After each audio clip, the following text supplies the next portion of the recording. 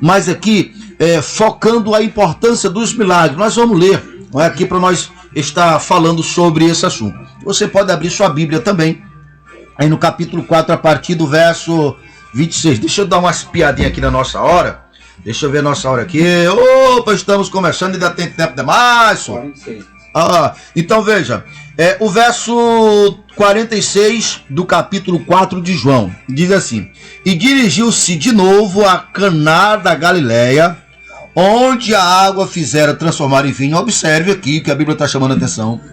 E havia um oficial do rei Roma, não estou falando, tem gente graduada nos ouvindo, cujo filho estava doente em Cafarnaum. Tendo ouvido dizer que Jesus viera da Judéia para a Galiléia, foi ter com ele e lhe pediu que descesse para curar o seu filho que estava para morrer. Então veja aqui que o homem só veio porque de fato passou a crer em Deus, que ele, Jesus, era ungido de Deus, por causa dos milagres, porque é os milagres que fazem a diferença. O próprio Jesus, esses sinais seguirão. É um sinal que Deus está ali. Não é isso? Tudo que o mal faz, o diabo faz, é querer imitar. Mas os verdadeiros, aí a continuação de razão.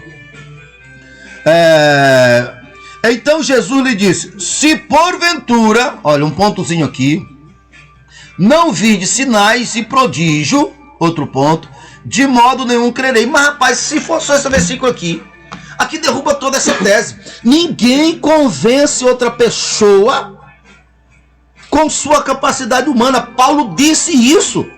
Eu não vim ter convosco com palavra de sabedoria humana.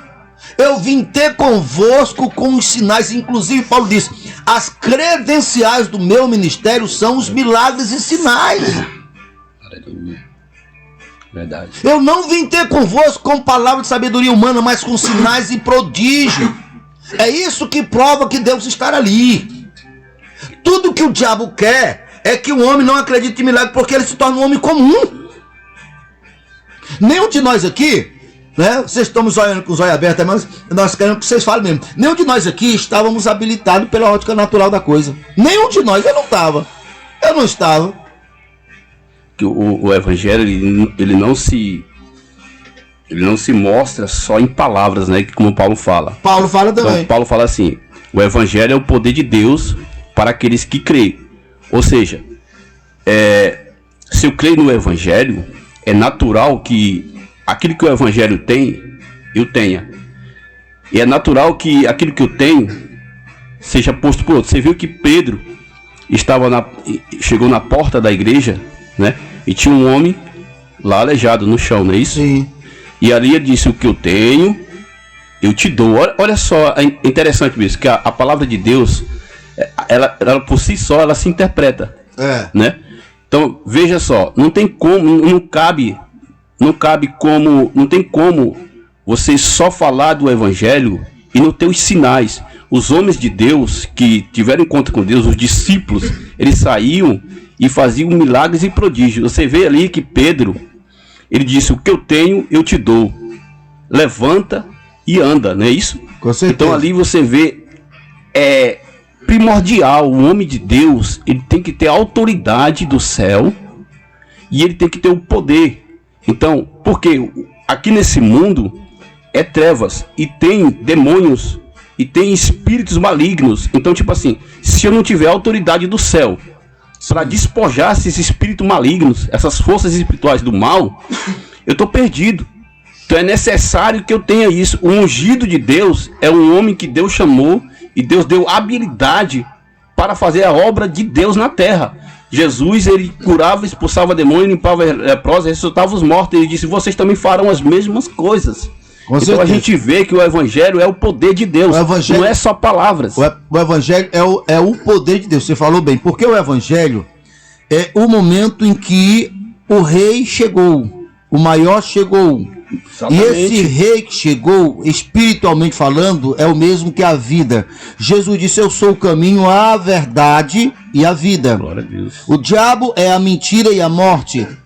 Então, quando Jesus designou os 70, que é daí que vem a Comissão dos Milagres, o nome Comissão dos Milagres, ele enviou de 2 em 2. Ele disse: a casa que recebeu vocês, diga para a casa que recebeu não vocês, mas a mim. E quem receber vocês, que receber a mim, recebeu o Pai. Amém. Não é? Então aí é a questão de hierarquia, uma outra questão, um outro assunto. Então veja, antes que aquela casa fosse visitada por os mensageiros do céu, pelos agentes do céu, aquela casa estava dominada por um antigo rei.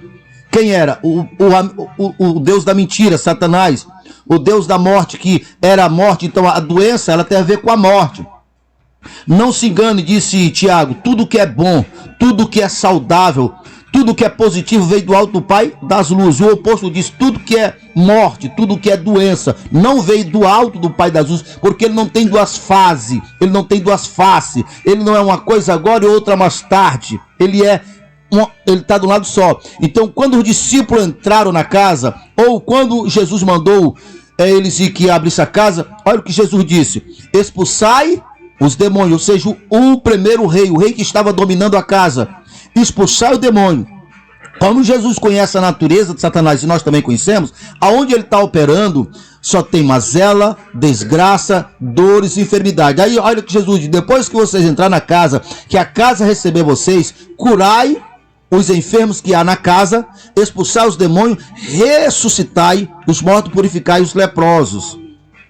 Por quê? Porque o antigo rei que estava ali, ele faz, cada um dá o que tem. Ele fazia desgraça porque ele só veio para matar, roubar e destruir.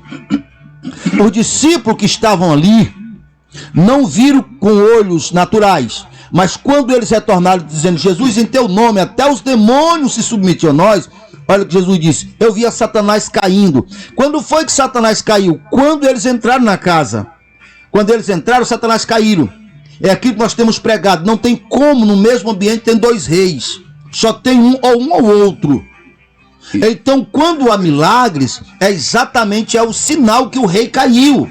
E você vê ali, bispo, que quando os discípulos voltam e falam que os demônios expulsam em nome de Jesus, aí Jesus não se alega por isso. Ou seja, Jesus disse assim: tem algo a maior através disso aí. Ou seja, o nome de vocês estão escrito, né? Exatamente. Então, quando eu sou... Oh, glória a Deus. Quando nós somos salvos por Cristo... Não tem cerimônia de chorar aqui, não. Exatamente. Quando nós somos salvos por Cristo... Ninguém está vendo, só esse pistolhão ali. Jesus disse: aquele que crê em mim será salvo, né? Então, você será salvo porque crê em Jesus. A partir do momento que eu criei em Jesus, eu fui salvo. Então, se eu sou salvo, meu nome está escrito no reino espiritual, né? Ou seja, nas regiões celestiais. Ou seja, eu estou garantido no céu. Então, os milagres aqui embaixo só demonstram que o nosso nome está escrito. O nosso nome, nós estamos do lado direito do Pai também, com Cristo Jesus. Então, as obras do bem sendo feitas aqui na terra, os sinais, os milagres, só revelam que nós já estamos salvos. Então isso é um sinal muito importante. Muito grande. Pois aí aquela mensagem dessa noite, veja só, como está escrito lá em Hebreus 1:13, que não foi a anjos, e Satanás é um anjo, não foi a anjos, porque antes o anjo Satanás estava no comando por causa da autoridade do homem, ele usurpou a autoridade do homem, a autoridade que Deus deu para Adão. Então ele tinha direitos legais de massacrar a raça humana, porque é um direito dele que estava acima do homem, não é?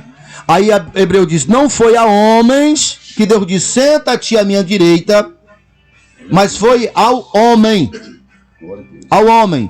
Então, exatamente, quando o nosso nome está escrito, esse homem é a nova criatura descrito na Bíblia. Essa da semelhança de Deus. Exatamente. No princípio, Deus deu autoridade para o homem sobre todas as coisas da terra. Mas o homem nascido de novo, que nunca tinha existido antes, que é todos que estão em Cristo, é da terra e do céu. Porque todo o poder foi me dado nos céus e na terra. Então, Adão foi dado autoridade na terra, no paraíso. A nós foi dada autoridade ao lado de Deus. No comando. Então, superior, né? Superior. Então, aqui, ó, é o homem mais simples. Mas se ele crê, não adianta teologia, não adianta conhecimento, não adianta nenhum mecanismo de sabedoria, sabe? Aí pode vir todos os homens sábios da terra, da onde for, cai por terra, porque é a sabedoria de Deus. Era sobre isso que Paulo estava falando. Eu não vim ter convosco com palavra de sabedoria humana, não. Esse poder veio do alto, né? É.